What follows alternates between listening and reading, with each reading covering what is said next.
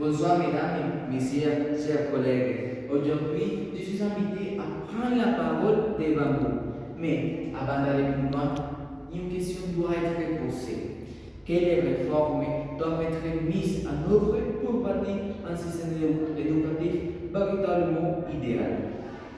Donc, je vais vous en donner trois. D'abord, l'égalité des chances doit être garantie dès le plus jeune âge.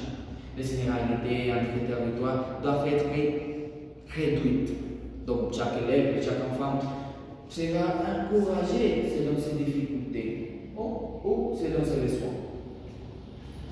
Les classes surchargées seront supprimées et finalement, les outils numériques seront mis à disposition partout. Donc, ensuite, la créativité doit être valorisée autant que les matières théoriques, comme par exemple les mathématiques, la chimie, l'histoire, etc. Donc, les activités artistiques doivent être intégrées au tronc commun.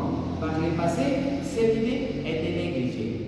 Pourtant, un élève qui a été, je ne sais pas, passionné par la musique, et son parcours a été transformé.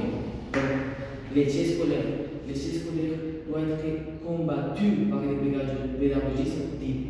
Enfin, le bien-être doit être placé au cœur de l'école. C'est essentiel car un élève qui ne se sent pas bien n'apprend pas correctement. Les programmes seront allégés pour laisser plus de temps à la compréhension. Donc, la coopération sera présentée, sera favorisée entre les étudiants, entre les élèves, plutôt que la compétition, bien sûr.